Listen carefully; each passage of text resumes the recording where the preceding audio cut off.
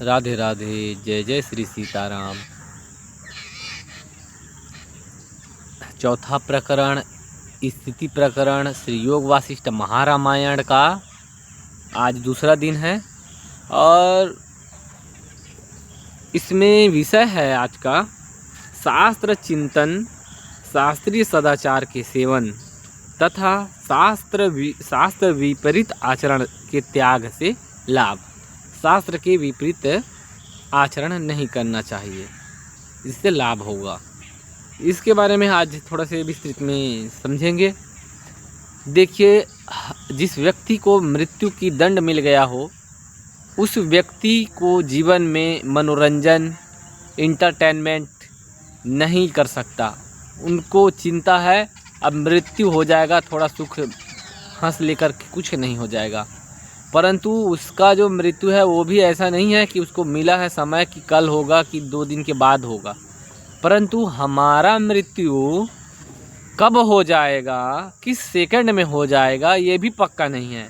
फिर भी हम अपने जीवन को सिर्फ इंटरटेनमेंट और मनोरंजन, हंसी के और टाइम पास, मोबाइल देखने और सिर्फ टाइम पास करने के लिए ही यदि अपना समय बिता रहे हैं, दिन में 2 घंटा 4 घंटा सिर्फ टाइम पास में मोबाइल देख रहे हैं, उसमें हमें ज्ञान कोई भी अर्जित नहीं कर रहे हैं, तो हमारी बुद्धि की कमी है, ये सिद्ध होता है। तो मैं यही कहना चाहता हूँ, मैं यही प्रार्थना करता हूँ कि अपने जीवन में मृत्यु निश्चित है और कब आएगा ये भी नहीं पता है। पता चले कि अगला सेकंड हमारा मृत्यु हो। इसलिए मनुष्य जन्म हमें क्यों मिला है, इसके लिए शास्त्र का ही अध्ययन और श्रवण थोड़ा तो ज़रूर करें। 24 घंटा में आधा घंटा कम से कम शास्त्र श्रवण या अध्ययन अवश्य करना चाहिए। मेरा मत करें, कोई दिक्कत नहीं। कोई अच्छे संत या स्वयं निकाल के पढ़ें, या तो कोई जो पढ़कर सुनाता हो, या प्रामाणिक संत जो अनुभव से बोलते हो शास्त्र का वचन, वो श्रवण करें। इतना ही निवेदन के साथ अब भगवान श्री राम जी को वशिष्ठ जी भगवान क्या सुना रहे वो आप श्रवण करिए, क्योंकि मैं अपना ज्ञान मैं सुना नहीं सकता, मेरे पास ज्ञान नहीं है। ठीक है। श्री वशिष्ठ जी कहते हैं, श्री राम चिन्मय आकाश स्वरूप जो जीवात्मा है, चिन्मय आकाश स्वरूप। देखिए, भगवान को सच्चिदानंद कहते हैं और भगवान क्या बोल रहे हैं, चिन्मय आकाश स्वरूप जो जीवात्मा है वही रजोगुण से रंजित होकर अपने स्वाभाविक स्वरूप स्वप्रकाश रूपता का त्याग न करता हुआ ही अहंकार, प्राण, देह और इंद्रिय आदि के संघात रूप इस विरूप देह को भी अपना ही आत्मा समझता है। आत्मा की चेतनता तो जानते हैं, उसी आत्मा की चेतनता होने की वजह से ही उनको मैं हूँ ऐसा अनुभव होता है। तो वही जीवात्मा अहंकार, प्राण जो श्वास है वो प्राण है, देह और इंद्रियां आदि को संगठित करके इस शरीर बना है। प्राण, इंद्रियां, मन और उसी शरीर को मैं ऐसा अपना आत्मा समझने लगता है जीव। असत्य होकर भी सत्य सी प्रतीत होने वाली मृग तृष्णा में जल बुद्धि के समान अपनी ही अविद्या मूलक वासना की भ्रांति से जीव माने अपने चिन्मय स्वरूप से भिन्नता को प्राप्त होता है। जैसे मृग तृष्णा की दिखाई देता है, जो रेगिस्तान में जल का भ्रम हो जाता है, उसी प्रकार अविद्या और वासना के वजह से चिन्मय रूप से जो आत्मा है अपने आप को जीव और जड़ देह रूपता को प्राप्त हो जाता है। ये शरीर जड़ है, जो आत्मा जीवात्मा कैसा है, चिन्मय आकाश स्वरूप है, पर वही आत्मा की सत्ता से अज्ञानता के वजह से इस इंद्रिय, मन, प्राण आदि से संगठित समुच्चय से बना हुआ ये शरीर रूपी यंत्र इसको अपना आत्मा समझने लगता है। ठीक है। जड़ता को प्राप्त हो जाता है।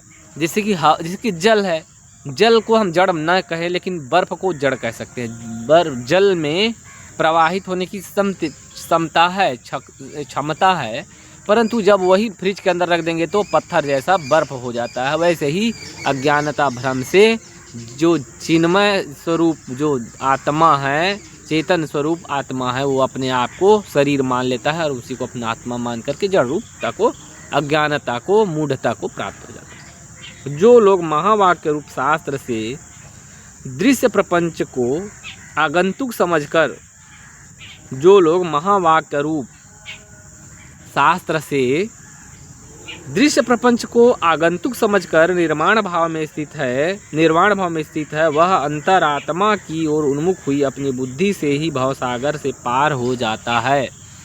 जो पुरुष शास्त्रों की ब्रह्म वाक्य हम ब्रह्मास्मि, मैं ब्रह्म हूँ, मैं आत्मा हूँ, मैं चिन्मय स्वरूप हूँ, इसको जानते हुए वो समझता है कि ये जो जगत में शरीर और जगत के दृश्य और शरीर में अहम भाव जो प्रकट हुआ है वो अज्ञानता से कुछ समय के लिए आया है, वो सदा नहीं रहता। ऐसा आगंतुक रूप आने वाला अतिथि के समान आया है, चला जाएगा और क्षणिक नश्वर ऐसा समझता है। वो विवेकी पुरुष भव सागर से पार हो जाते हैं। जो उदार चेता पुरुष त्रिलोकी के वैभव को भी सदा तृण के तुल्य समझता है, उसे सारी आपत्तियां इस तरह छोड़ देती है जैसे सांप अपनी केचुली को छोड़ देते हैं। जो शास्त्र को समझते हैं उनको दुख आपत्ति सब छोड़कर चले जाते हैं, जैसे सांप अपने केचुली को छोड़ करके चले जाते हैं। वैसे अपार विपत्ति में पड़ने पर भी कभी कुमार्ग में पैर नहीं रखना चाहिए। मेरे को टेंशन है करके जाके शराब पीने चले जाते। क्या ऐसा शराब क्यों पीते हो, क्यों ऐसा व्यसन करते हो? तो बोले टेंशन है। क्या बोल रहे हैं? बड़ी विपत्ति पड़ने पर भी कुमार्ग पे पैर नहीं रखना चाहिए, क्योंकि राहु गलत तरीका से अमृत भी पीने चले गए थे तो उनका गला कट के मरना पड़ा। इसलिए गलत तरीका से अगर लाभ भी मिले, पैसा भी मिले, धन भी मिले, सुख भी मिले, गलत तरीका से, शास्त्र विरुद्ध तरीका से, तो उसका सेवन नहीं करना चाहिए। क्योंकि राहु को देख लिए, अमृत भी मिल रहा था गलत तरीका से, रूप बदल कर के छल से छुप कर, तो उसका भी परिणाम मृत्यु ही हुआ था। जिनका शास्त्रों के प्रति अनुराग है तथा जिन्हें सत्य पालन का स्वाभाविक अभ्यास है, वे ही वास्तव में मनुष्य है। जो सत्य धर्म का पालन करने का जिनका स्वाभाविक आदत है, उनके अंदर में संस्कार में है, वही मनुष्य है। उनके अतिरिक्त जो दूसरे लोग हैं वे पशुओं की ही श्रेणी में हैं। जो शास्त्र के विरुद्ध आचरण करके प्राप्त हुआ धन, सुख, वैभव, परिस्थिति, वस्तु, उसको जो ग्रहण करे और धर्म के पालन में जिनका स्वाभाविक अभ्यास नहीं है, ऐसे लोगों को क्या करे? वे पशुओं की ही श्रेणी में हैं। ऐसे भगवान वशिष्ठ जी कह रहे हैं, मैं नहीं कह रहा हूँ। अब आगे क्या है? परम पुरुषार्थ रूपी प्रयत्न का आश्रय ले उत्तम उद्योग को अपनाकर शास्त्र के अनुकूल उद्वेग शून्य आचरण करता हुआ पुरुष जो सिद्धि का भागी नहीं होता, जो परम पुरुषार्थ मेहनत करके कष्ट सह करके भी उद्वेग शून्य, तनाव, टेंशन और आक्रामक आक्रोश, ये सबको बोलते उद्वेग, शांति से जो जीवन जीते हैं, शास्त्र के अनुकूल सुख आए तो भी, दुख आए तो भी, सबको जानते हैं कि ये क्षण भंगुर है, कोई रहने वाला स्थिर नहीं है। दुख भी आकर तुरंत कुछ समय बाद चले जाते हैं, सुख भी सदा टिकता नहीं है। तो वो शांत रहता है, उद्वेगित नहीं होता, क्रोधित नहीं होता, दुखी नहीं होता, उनका शांति भंग नहीं होता। और ऐसे पुरुष को कौन सी सिद्धि नहीं मिल सकती? उनको तो हर सिद्धि उनको मिल जाता है, अर्थात वह सिद्धि का भागी अवश्य होता है, उनको सिद्धि मिलेगा ही।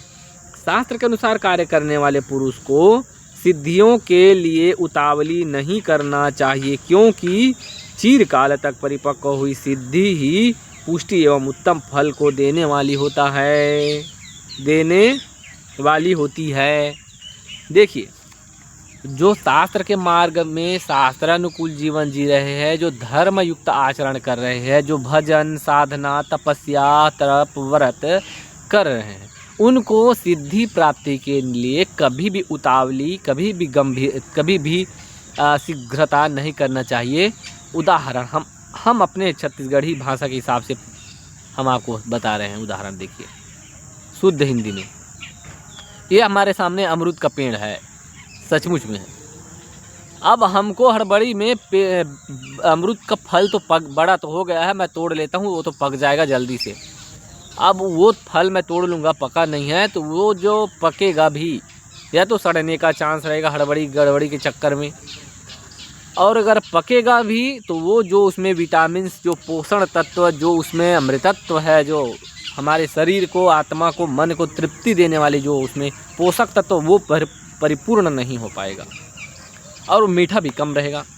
लेकिन वही पेड़ में ही हम छोड़ दिए, धैर्य रखें, 2 दिन के जगह में वो 10 दिन में पके, 20 दिन में पके।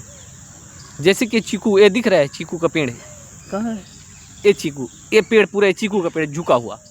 इसमें पेड़ में जो पका हुआ हमने जो चीकू तोड़े, इतना मीठा था कि वो शक्कर को भी फेल कर दे, शहद जैसा मीठा था, सचमुच में था। हमने खूब खाए पका हुआ पेड़ में, और वही तोड़ के हम मार्केट में खाते हैं जल्दी पकाने के चक्कर में, थोड़ी मीठा होता है।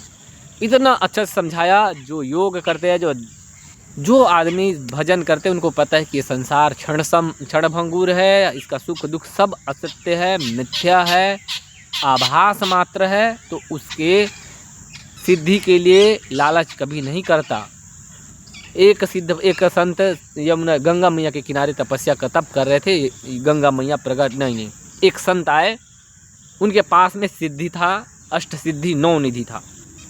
अष्ट सिद्धि उन्होंने संकल्प करके, वत्स तू बहुत तपस्वी है, तू इस सिद्धि के योग्य है, मेरे पास सिद्धि है, तू रख ले। उन्होंने संकल्प करके उनको दे दिया। उन्होंने, ठीक है संत का प्रसाद है, दे दीजिए बाबा। वो संकल्प करके ले तो लिए, और जस्ट मेरी सिद्धि माँ गंगा को अर्पण। वो सिद्धि लिया, संकल्प करके गंगा माँ को अर्पण कर दिया वो सिद्धि। संतों को चाहिए नहीं यहाँ सिद्धि करके उड़ेगा आसमान में, चिड़िया भी उड़ रहे हैं। भगवान वशिष्ठ जी कहते हैं, हे राम जी, जो सिद्ध गण है मैं उसको चिड़िया से ज़्यादा नहीं समझता, मूर्ख है वो। सिद्धियों के अहंकार में उड़ रहा है, वो तपस्या करके उड़ रहा है। चिड़िया तो ऐसे बिना तपस्या करे उड़ रहा है, तो उसमें क्या हो, तो वो तो मूर्ख है। तपस्या करके उड़ने की सिद्धि पाया, वो तो चिड़िया फ्री में कर रहा है, तो उसमें कौन सी बुद्धिमानी है। एक स्तर के आने के बाद में ऊंचे स्तर में जाओगे तो बड़ा चीज़ भी छोटे लगने लगता है, और जब हम छोटे स्तर में रहते हैं, छोटे बुद्धि स्तर में रहते हैं, तो छोटी चीज़ भी हमें बहुत बड़े लगने लगते हैं। इसलिए भजन करने वाले को कोई वस्तु को कामना भी नहीं रखना चाहिए, और रखता भी नहीं है। जो सच्चे भक्त हैं या संत हैं, जो मिल जाए सहज, उनको प्रभु के प्रसाद समझ करके, इस शरीर को पोषण के लिए प्रभु की सेवा समझ करके ही करते हैं, परंतु सुख बुद्धि नहीं रखते हैं, और उनको आत्मज्ञान रूप सिद्धि प्राप्त होता है, भगवान की परम कृपा प्राप्त होता है। आज का इतना ही कहना यही है। एक लाइन में लास्ट, शास्त्र सम्मत चलोगे तो भगवान अपने गोद में ले लेंगे, आपका सब दुख को सदा के लिए अंत हो जाएगा। और शास्त्र विरुद्ध करोगे, जा कर के अमृत भी पियोगे तो भी मृत्यु तय है। इसलिए शास्त्र के शरण में रहना परम से हितकारी और हमारे लिए परम नियम है, कानून है, ऐसा समझना चाहिए। इसलिए राधे राधे।